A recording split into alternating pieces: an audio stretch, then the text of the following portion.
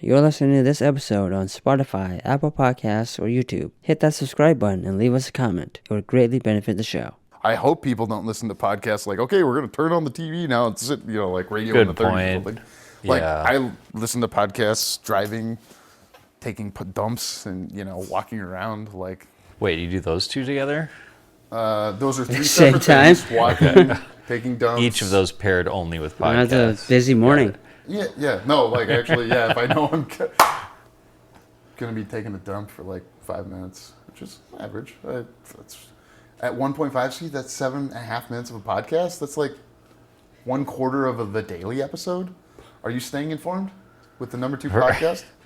New York Times, The Daily? Oh, it's called number 2 or it's ranked number 2? It's ranked number 2 with Michael Barbaro. Well, how apropos that it would be ranked as such. Yeah, that's when you listen to it. On the toilet, yeah, exactly. Welcome to Movie Payers with the Farx brothers. Man, I was waiting a while for that one. I'm Kirk. I'm Kyle. I'm Nick. Go ahead. I forgot to do that. And wait, is anyone else listening? Okay, we're here with Adam Burke and Jud Nichols, who are the writer, co-director, producer, editor, colorist? Yeah. Co-director, cinematographer, editor, and producer of Wet Paper Bag. First question. How did you get Film North to be your fiscal sponsor? I saw you did community service with them, but... It's that easy. Was it just... No, but tell me about that conversation. I'm super curious.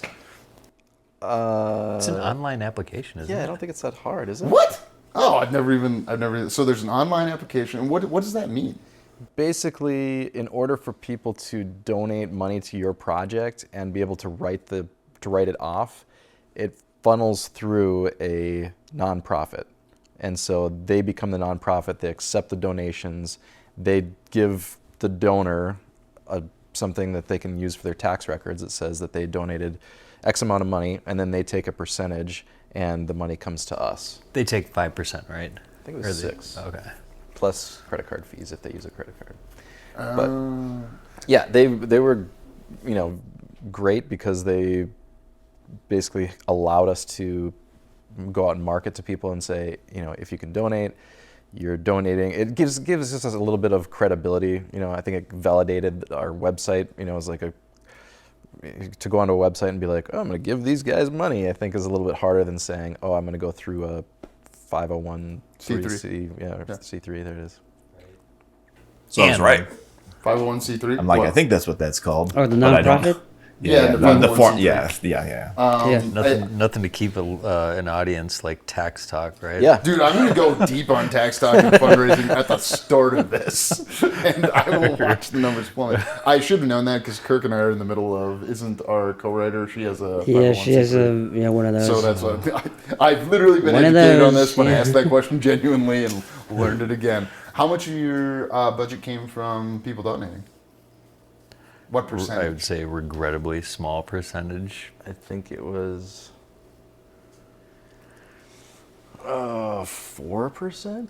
Yeah, I mean it was not much. Yeah. We realized early on, I don't know how this comes off, but there's really not like a film industry, in my opinion, as far as I can tell, in the Twin Cities. Because of how I think of an industry. An industry is like you come up with a product and there's buyers of the product and then you exchange money for it. And it's an ongoing thing. I think of almost like a conveyor belt of items. I just don't think that's really here, at least not in a way that's easy to access. So I think we realized early on, we wanted people to be involved. We were hoping that people would take interest in the project, but ultimately is kind of we're either paying for this and doing this in the smartest way we can, knowing that it's more like having a ticket, than it is some guarantee that we're gonna have money and get it back. It's more like it's almost like making an album. How many people write music and make albums, but that doesn't mean you're gonna be signed with a label and selling CDs or streams or whatever. we paid for the chance to make something that we believe in, and hopefully it sees enough light to where it could do something economically, but I just never felt comfortable being like, give us money for our art, you know. It's just not, yeah. And then we also, Adam had read this book called Independent Ed, which I read in part, but part of that is like a profit sharing model, so we offered that in addition to paying people that worked on our project. So if you get into the black, they share in the profits at some Right. percentage based on what their role was. Yep. That's right, Like what they did on Sing Sing. I assume. Sure. Yeah, I think they did. I know, like, there's a number of filmmakers that are adopting that model and probably have for a long time. But it made sense to us, you know. And then in order for us to be able to pitch people on that and be able to talk about it as though there was a chance that we can get this thing into the black, we had to feel that we could do that. And we went and met with a distribution company from the beginning. We pitched them on our idea. They gave us a letter of intent that said that they think that if this idea is executed within this timeline and done in the way that we explained it, it could be worth this amount of money, and they feel confident that they could earn that. And so we kind of worked the numbers backwards, and so then when we presented that to the main people, I mean, it wasn't everybody that we did this profit sharing with, but it's like the main actors, some of the key people involved. We were able to say, you know, we can't guarantee anything more than the money up front, but this is what we are anticipating based on this. And, you know, we had to have a business plan kind of put together. So it wasn't like we're just coming up to them and saying, we got a script and we're going to make a ton of money, because that's just not probably reality. Well, and honestly, because you had mentioned like the different roles we had, like, honestly, everybody involved in this project like made decisions well beyond their role in the credits. I mean, they came up with so many wardrobe ideas. They did, you know, hair and makeup, and honestly, there's a lot of scenes where it's like the actors kind of directed themselves, and they're just talking with us about whether this could work or that. It's like, yeah, that sounds great, you know. I think like so what I'm saying is like the profit sharing model is not just like, I think, more honest economically. I think everyone had skin in the game, and they brought to the table really good ideas all the time. And I just think it was like a more true to what we were really working with and what we're really hoping for. And I think that's why tomorrow is like, I have so much anticipation for, because all these people, nobody's seen this thing except for us. And you guys know. Yeah. And now you guys, yeah, that's right. So all these people who not only gave us their time and they invested so much of their talent, but they also have a vested interest in this product, and they've, you know, we get to show it to them tomorrow. So pumped about it. And we hope they like it so bad. I'm so bad at showing like that type of, whatever that emotion is, like vicarious excitement or whatever. But Vicarious excitement. It seems like you actually care. It as seems much like as it. Someone like you that can care. You know, someone's very Yeah. nonplussed as you are. It seems word. like you're communicating. You care about your colleagues caring about the work you and they did together. That's well, good. yeah, and we just, you know, there's so many long days and so many, you What was the know. longest day? How many hours? 17 and a half. 17. And I knew one of you would know. What time in the morning to what time at the end of the night? I think we 7 to 3, does the math check out? I don't 7 to 3:30? whatever Yeah. 17 and a half plus 7 is. What's the area, or what's the time difference in India? Yeah. What was your time? What was your turnaround It's like for the next day? Was it the like 4 hours probably.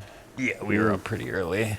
So we did like 4-day stints, or 3 4-day stints at Grandpa's Pool House in Stanchfield. So Grandpa's Pool House? Is this like a place you can rent out or something? Yeah. yeah, they do Airbnb, and we met Eva through the owner of it. Eva is The owner of She- Grandpa's Pool House. got it. Okay. Yeah, so Wet Paper Bag is like mostly shot at like what's in the film is a couples retreat center at Grandpa's Pool House that it's cool because her grandpa built it, and he was a church builder, not in the community sense, in the physical like construction sense. And when he would build like a church and there were leftover materials, he would hoard them. Or I don't know about hoard. He would make good use of them later. He And would so- buy 10%. Yeah, he's like, hey, you gonna use that? stash them Waste. away. He was helping them clean up the debris. Right. He wouldn't let them rot. So then he ended up building that house with like the remnants of many different churches, which, you know, there's something, I guess, poetic about the way that he managed to do that. But he was very against like sex, drugs, and rock and roll. And Eva just like totally flipped the script once she took over the house. So it's like really well designed and wacky, and you know, a lot of the ways she used to design the house like made for a perfect set for us. Oh, so like all the mirrors and stuff all over the place, that was something she did? Or like what did she change about the location you used as your primary location that made it more fitting for you? Feel like we were able to use a lot of how she already had it set up. If anything, we were just eliminating some things to make the shots a little bit better. But she had 2 garages full of some wardrobe that we used, a ton of like decor, like really strange, you know, mountings of like different animals or antlers, or there's a character in our movie that's a stuffed squirrel. And when we got there, You consider him a character?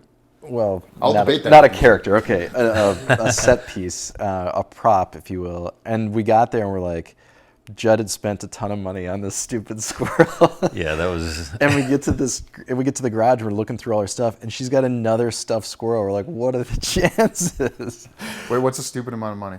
Good point. This is before we had our fiscal sponsor, but we did not use anyone else's money. It was all I think $254. In my mind, it was going to be around 200. So yeah, It was a little smaller when it came in real life, but like when I saw that little guy on Etsy and just like the posture and face that he had, and the little fez. Yeah. Fez hat. And I remember I showed it to you, and Mike was there, and I showed him. I was like, I think I'm gonna buy this. And as soon as they saw it, you know, they cracked up, and I was like, all right. It's like, now we have to make a fucking movie. Wait, you send them the link to this Etsy? How much time? We were all together. It was one of the first. I just put in stuffed squirrel Etsy, and it was one of the first pictures. And as soon as I saw it, I was like, God, that's so funny. When you guys are in the process of making this, like, did you come to him with a full script, or do you guys come together and go, hey, here's kind of the vibe of the thing we want, and then you went and wrote it? With this script, it was Jud had the premise of it, because we had another script we were talking about making, and then Jud said we need to make something more contained for feasibility, and then you had the idea of a couples retreat center, and then you had a friend who had written a short, Zach. Right? Yeah, and then I showed Adam that short. It was super. Kind of like very dramatic and hyper realistic. Like there weren't really any wacky elements to it. And so I presented Adam with that. I was like, if we turn this into a feature, like what would we do? And then Adam added like tons of wacky stuff pretty quickly. And then we went through so many different iterations. I mean, when I say we, I mean we had conversations, and Adam put fingers to keyboard and wrote this damn thing for a very long time, and we even sat down for a table read once, and there's just like some like dead air in the room or something, and I think Adam was like, how do you think this is going? I was like, it's a little tough. You have to ask. Was it you with actors when you asked them? No, it it was was just the him and I. two of us. Oh, okay. But it was, it was like I finished a draft, and it was where I thought it was like close to shootable. And then sometimes when you hear that stuff out loud, you're like, this is not how it sounds in my head. This is not the story is not as engaging or captivating or whatever it is. And yeah, I think we got like 60 pages in. Like the script was like 92 at the time. We got like 60 pages in, and we're like, should we walk down to Maxwell's and get a beer? And like, yeah. And then we're walking, and it's both kind of quiet. It's like, yeah. How long was this process of when you first started to, let's say from, hey, it's got to be a contained story, to that time when you do the first draft? What that length at the time? Like 3 or 4 months, do you think? Yeah, Well, that's something like reasonable. that. But I know from that conversation that day, because that was like jarring for me, because it was just like, from what I thought I had to when you hear, it was humiliating.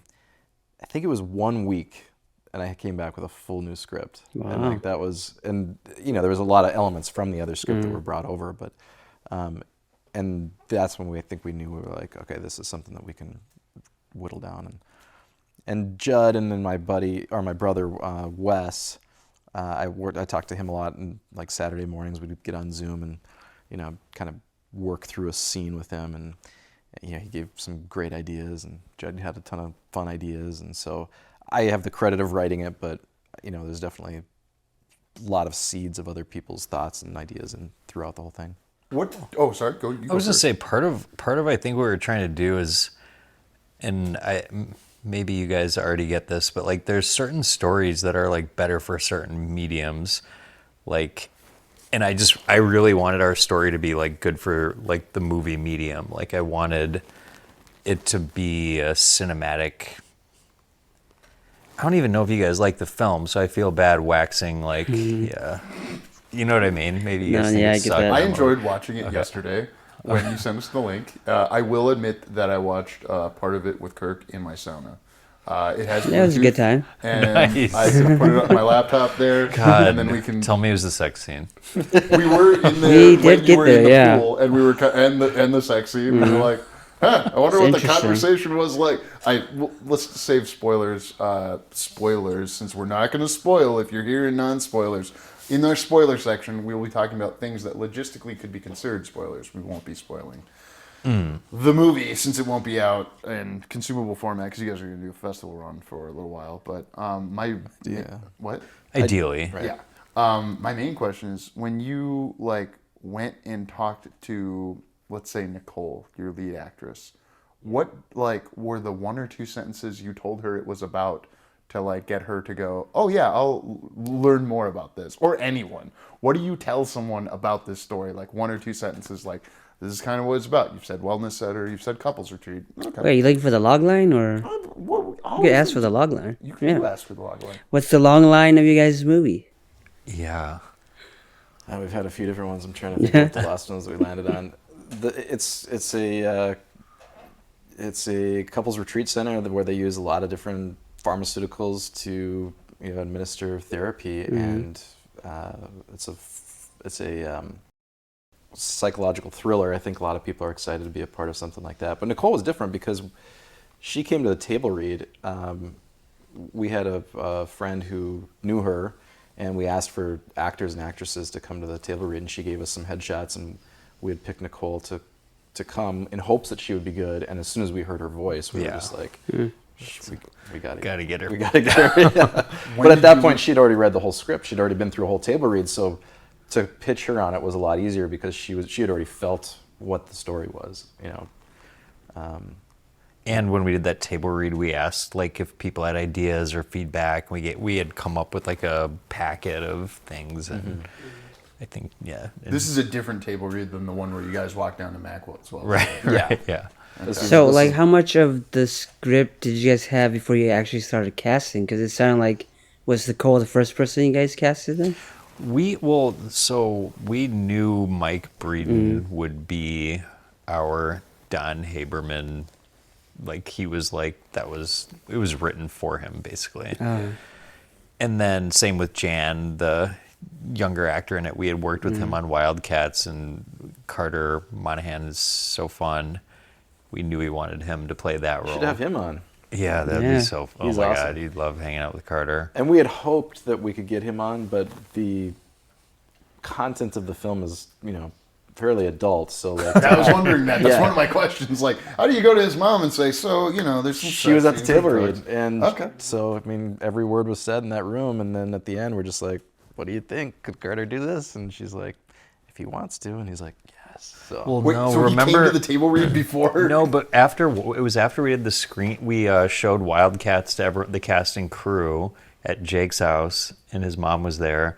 And we had told her that we were writing a feature, and we had an idea for him to play in it. yeah, that's right. And then he mentioned that, like, she's like, "Oh, Carter was just in a film where the priest ended up touching him, so I think he'd be okay." that's right. A feature? It's a Or a terrible, short? terrible impression I of forgot Nikki. that, but- yeah. The content was. And the then more didn't relevant. he said something on his way out the door, and then I had a really funny retort for it. Whatever. I said something really funny once, Adam. Yeah. Please, help me out here. What are you good for? Not that. And you're working with the owner who's Airbnb-ing it to you. Do you work out, and this is like nitty gritty, like this is the kind of thing I Yeah. care about. Hey, I want to rent your place 4 different times for 3 or 4 days each time. Can you cut me a rate? Like, I know that's not how you start the conversation, but how do you move the conversation Well, there? we just said we wanted to check it out for purposes of filming a project, and then Which isn't probably the smartest thing to do because No. filming is hard on a house. good Yeah. point. How it was, what do you mean by that, I'll ask? Well, the first location that we really wanted was a Frank Lloyd Wright house because we knew we wanted to have like this kind of funky 60s vibe to it. And we just, we found one place which was insane. It was a Frank Lloyd Wright house in Hawaii. And we contacted them and they just said absolutely no filming can be done in this house. It's just too hard on the house. Wait, were you just going to bring everyone to Hawaii? We talked about it, yeah. Cool. Wow. It was a Nice. sick place. Wait, what was the, don't tell me the actual number, but what are we talking? This was like a 5-figure movie or like more or less than a Honda Civic? That's the way we found that is helpful to ask people who've made It's a features. Honda Civic cost. A new one? No, it's got to be Yeah, more. what year? I see someone has a Tesla. It's like, excuse It's not me. mine, no. I have a Toyota Prius with just turned over 280,000 miles on it. So what's that? Wow. Congrats. That's pretty cool. Let's Um, celebrate that. For Yeah. Toyota, Celebrate. Honda Civic goes for about 25K, let's say. Okay. What We're year? above that. Yeah, Okay. we're above that. Okay. But no, we didn't know at first. I mean, it was more, we were trying to figure out a budget and then highest priority. And then also, like, honestly, if we were going to that place in Hawaii, I feel like, I don't know, maybe you tell the actors, like, this is the experience, Yeah, like we're buying your plane ticket and meals while you're out there, which is going to be much more expensive than. Were you guys in Minnesota or Wisconsin? Minnesota. Okay, so that place is in Minnesota. Where is it? No, it's in Hawaii, and that was part of it too. You're talking about Grandpa's Pool House? I'm talking about Grandpa's Pool House. Stanchfield, which is like an hour north of here. Hour north? That's nothing. No, it was great. It was actually perfect because, as you read in many books, never have a location where the entire cast and crew stay. That's what we did because that was what our budget allowed. And it was awesome. I really think it was. I really think we got better performances because we were in that world, Yeah. and everybody's like distractions were a little bit, just enough separated where it was like, we're here to do this thing and we're all in this together. And I think it really it brought everyone together in a quicker, more intimate space than we probably would have gotten if we were just meeting at set every morning. And then leaving for a little bit and coming back. It Yeah, was that was a good call. If we would have tried to power through like the entire, shooting 10 or 11 days in a row, that would have been a slog. How many days I know you had one pickup day out in the woods or something, but how many days did you have shooting total? I think 20. 20 days? 19, Probably, yeah. Next 20, yeah. Okay. And one of those was But- a 17-hour day. The 10 that we had at Grandpa's Pool House, the 10 days there, were the longest. Like that was all hands on deck, moving as fast as we could. I think one day we shot, was it 22 scenes? It was between 17 and 22 because I know, like we showed it to Jared Crooks and he's just like, Too much. That And he happened. likes to work fast, too. yeah, he does. He He works works very fast. efficiently. He was awesome. Just to toot his horn a little bit, like we met him at Z-Fest. We had lunch with him, and he signed on to come be a part of this thing. Not only DP it, but also act in it. And so we went and shot the opening scene, just so we could have something that we used instead of a log line to show people that we wanted to be a part of it and be like, this is Right, the yeah. aesthetic of the film. Oh, that first part of the movie that Yeah. you shot that Yeah. first? Yeah, we shot that first, and that was I think we met at like 9:30 at night, and we worked till 3 in the morning or something like that. And we only needed Mike and Carter for that, so we knew those were our two people that we knew and wrote the parts for. It was like, Right. so we can get this first part done, and yeah, even better than giving a log line. It's like we can show them what we've done. So we asked Jared to shoot that, and we're like, if it goes well, if we work well together, then you should come on as our DP. And it went really smooth, and so he's like, well, I can't because I'm getting married. I have my honeymoon in Hawaii. we're like, well, we start shooting on this day. He's like, I'm in Hawaii. I'm like, when do you get back from Hawaii? Like, he literally landed, changed his bag, and came and was on set like the next morning. And how many people would do that, you know? And he worked his tail off. And Jake Kelso also was a DP, and so did Jud. But Jared did the bulk of the lifting on that. Yeah. Jared, so percentage-wise, how much did you shoot? How much did Jared shoot? And how much did Jacob shoot? I would say I was probably 10 or 15%. Maybe. You were focused on directing. There were times where just Jake or Jared were not there. I mean, I was holding the camera more than that, but Jared was always jumping back, setting up. Like, I would say Jared shot like 65, 70% of the film, maybe, and then Jake 30, and I lied about what I said before. The math, you maybe shot 5 to 10. Okay. I can deal with that. You guys are right on my shooting in cinematography. What was the, did you have a cinematographic reference point or a specific thing you were trying to achieve? Yeah, we'd gone through like a shot list and kind of created a lookbook of what we thought we wanted, and then we'd talked about some different shots that we definitely wanted to have. But you know, when you get into a room, sometimes it's like that all goes out the window. Yeah, I don't like creating lookbooks, though I have many times. What were you pulling from to make your lookbook? Like movies or just image? Okay, what movies did you pull from for your lookbook? So if you've used Shotlist before, that's it's an awesome place to just reference. Like, you can search by all kinds of different tags. So you can type in like warm, you know, go by like the different color palettes. You can go by whether they're wides, mediums, close-ups, probe shots, things like that. So yeah, we had stuff from Saltburn, stuff from Hotel, Midsommar, Hotel, what was that one with Chris? Anyway, we had probably 15 different movies, so there wasn't just one exact aesthetic, but it was more of like the feeling and the idea of what we wanted. Well, and then is it called Breathe, the one with the bag? Yeah. Yeah. Breathe. There's a movie called Breathe that has a bag in it. That because you guys have a bag in yours. I want to save that for spoilers. But. Yeah, let's not go into that. But yes, there was a film that I'd seen a long time ago that was inspiration for what we wanted to add into this. Oh, and then in the opening shot, I remember this was like in the beginning of like, not in the beginning, but when AI text to imagery came about.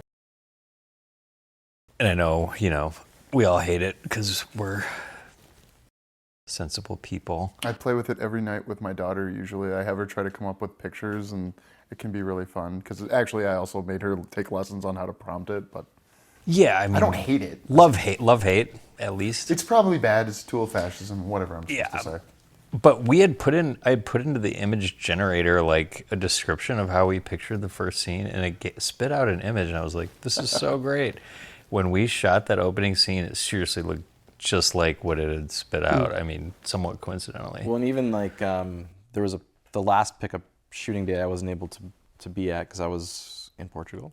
But we talked about the scenes, I wrote them out, and then I wrote a shot list, and then I even grabbed I took the shot list and put it into AI just to give a visual instead of like, because I can't draw, but to be able to like have a visual of this is what that shot looks like, and then the stuff that you and Jake captured was like exactly, you know, and it was, you know, it's more of a reference point. Like your guys' stuff I think looks better than what the AI thing spit out because it's grittier and has more feeling to it. But yeah, I think it was helpful to like, especially if you're not able to be in the room and like show people what you're wanting, to be able to write it down and then create an image and use it as a reference point can be helpful.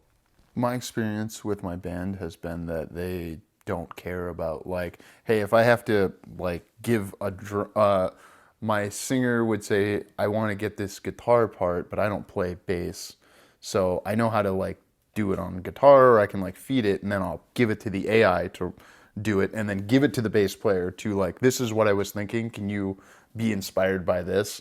I don't really see that as like an ill use of AI, but I understand there are pushback. Yeah, and if you guys have pushback, this is a debate show, so Yeah, go ahead. I mean, we were very, very, very, very cognizant of the temperature of AI and where it's going and how it's taking people's jobs, and we did everything. I mean, those are literally the only 2 times that we used AI in this. We didn't use it in the script. We didn't use it in anything else. So, there was talks like with the VFX. We're like, do we just try to use Nano Banana 2 or Pro or whatever?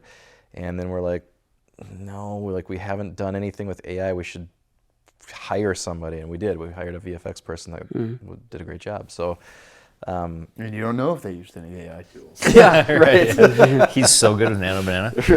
I don't think that's. That would be painful if that was the case. But no, he didn't. I mean, he was very talented. But yeah, I don't know. I'm more adverse to it, I think, than maybe Jud is. But Ooh, fight about it. No, I love how clever it is. It's so fun. But I think like art, like we were talking about this, and like whatever it is that we are, like you occupy like such a unique place in the universe, if it's a physical place or whatever type of place it is. I just think art should emanate from that, probably, not from something you communicate with and gives you the answers. Like, I don't know, art should probably come from within you. Yeah, I'm totally mad at True Detective Season 4 for having that one What? poster in the background that was AI generated. Oh, I didn't even know that. oh, really? There's supposedly one. Oh, is that, yeah, good question. Is that really, yeah. Like, I'll be quite frank with you. We're developing a project we're in post on a web series right now, and we paid a visual effects artist who we knew was going to use AI tools as part of his, like, how would you describe it? How I was. Like, we knew that he was going to use AI tools for to design a UX we had to use, basically. Like, it's showing a user interface, more or less. Yeah, How but would he you didn't. describe He it? didn't use the AI for that. No, it was just one shot to like create a. That wasn't AI? That was just VR, him? virtual reality. If we're talking about the same thing, no, We're the talking virtual about the reality. AR, not the VR. He used Yeah. AI to recreate a VR simulation that a child made. Yeah, like we shot a plate live action. Like, can you just make this look like N64? Like virtual blocky. And he's like, well, I'll do it with AI. And so We're like, okay, Yeah. if I you're... mean, we also asked our crew if they were okay with us using AI, so there was that caveat. in the sense of, Yeah. of like someone we're paying to use the tool. I don't know. I honestly thought he used AI for the other thing. I'm No. much more impressed by the other thing. Yeah, no, than that's all the- just he design did in After an Effects. AR overlay on other shots we did, and I genuinely, up to this moment, thought it was Oh, AI, and I was like, I was killing myself inside. No. Like, well, I guess the justification is this isn't really where the art is coming from. I've because never seen. Well, I don't think you could get. You're right, because I don't think it could do what you're. I've what never it heard of does. it creating like an animation project that you can edit. You know what I mean? Like, so I Yeah, don't yeah. think it does Okay, that, so but- we have one AI shot that will be in the first episode of the web series, and I think he even fed it our original. Like, it's based on another VR simulation that we had made, and someone painstakingly went through and was like, "No, let's recreate this. I don't care how you do it." He gave him that, and then fed it in. So yeah, I don't know. Well, there's also instances that occur in gray areas, like we use stabilization in some shots. You use And that's internal AI. Yeah. use like a picker to mask out certain things to give them color or an effect. Our text messages probably had autocorrect done. I mean, there's just different instances of different technology. Like, there's no hard line where it's like, now it's AI and I hate it. But I do think like It's there's more generative, like the generative AI that, The extrapolation of things, not the interpolation. Not that I use. Good way to I don't know if maybe you agree, maybe you don't. It's okay if you Basically, I don't. don't think you agree. I get it. No, I'm with you. Okay, yeah, Tracking. Yeah. I just had to think about it for a second. No, sorry. Yeah. I thought maybe you were going, no, that's bullshit. words. Fuck you for saying that at all. Well, Which is okay. any last thoughts in our non-spoilers? Oh man, I didn't get to all these cool other things I had for you. Like, oh, how do you decide on being a writer performer? Like, it's why not hire, not that you needed to, why not hire someone to act the thing that you're producing and writing and, you know, you're going to be editing so that you take stress off yourself? Or is acting giving you, like, because he was an actor and he doesn't like to act, but you like to act, it seems, which is great. Yeah, no, I act sometimes. I'm acting right now. I really enjoy it. I think that we've talked about this many times, but like when you're directing and you're just wearing so many hats, and then all of a sudden it's like, oh, you're in the scene. All right, go. You know, that's probably my biggest regret about this film, is that I didn't treat myself as an actor the way I would have treated another cast member as an actor. So directing myself or giving myself like a beat to go and get in that space, rehearse a little bit more with, you know, because I'm rehearsing with the talent, but when it was me in the scene, I just feel like sometimes it was that part was overlooked a little bit. I stayed, you know, helping to get the lighting right, you know, and then it was like, okay, time to jump in. So to answer your question, I love acting. I would definitely do more of it. I love writing, but I think I want to write things that are fun and cool that I can act in, versus trying to go out and audition and get cast. So not that I enjoy that too, but I enjoy being in stuff that I would really want to be in, which is, why not make it yourself? How fast out of taking acting classes was it for your first Lifetime movie? I think I was on my 3rd or 4th acting class, and my teacher said, you should go audition for this thing, and I went and I got it. So, yeah, it was pretty quick. Logan Geezy, right? Yeah, he's great. I easy peasy, Logan Geezy. He knows. I was going to ask you what's something you learned from this one, but you already said it. I know we're trying to end, so can we end on a positive note? What's something... That wasn't positive. That was pretty Learning positive. is positive. See, That's when positive. He wants to end. Yeah, Kirk. he does. That's a positive thing. Learning. He edits this show, Yeah. so I want to be. You got to step out of that role and start acting over there, Kirk. Acting a little bit more. I'm Act like trying. you're enjoying this. I am enjoying this. What's something you're the most proud of about this? Since some people might only listen to this part and not listen to our more spoilerific part that comes after this. I would say for me, and who knows what anyone else will experience, but I feel like we built a world that makes you feel something, and that's, in my opinion, what makes movies good. If someone else didn't feel something, then, you know, maybe it's not a good movie to them. That's okay, but I feel like we made a good movie for those reasons. They'll never remember what you said. They'll never remember what you did, but they'll remember how you made them feel. So very good, Jud. God, that's great. Yeah, I'm reading a book by Sidney Lumet, if we're going to start getting into You're on chapter 3. I saw it on your stories today, I'm actually. on, I think, 6 now, so, but yes, that was where Sorry, I was I'm not then. keeping up on your Instagram. But no, he said that, you know, a good movie is just telling a story, but some movies, you know, you learn the story, and in some movies you learn the story and you're left with a feeling. And then there's the rare movies where you're told the story, you're left with a feeling, and you have a thought. And then, like, the ones that we all continue to talk about and rewatch, the ones where you're told a story, you're left with a feeling, you have a thought, and it changes the way you see yourself or the people around you. And I don't know where ours lands on that, but I think it's above just telling a story, and I'm proud of that. Have you gotten to the part where he talks about keeping a banana in your pocket?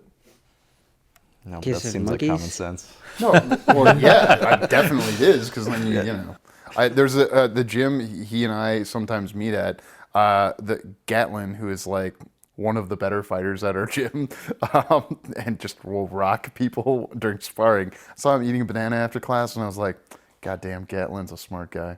That's how you know. All right. Gatlin's I mean, it would be a smart. lot smarter if he was doing protein, not a banana, potassium. Fuck off. Gatlin would eat you for lunch. You probably might. If Whoa, you were a what banana. You got it? Okay, cut. Yeah, all right. That's a route. Keep if you were a banana as the end of that one, please. Thank you for listening. For more JK Productions, find us on Instagram at JK Productions Team and on Facebook, JK Productions MN.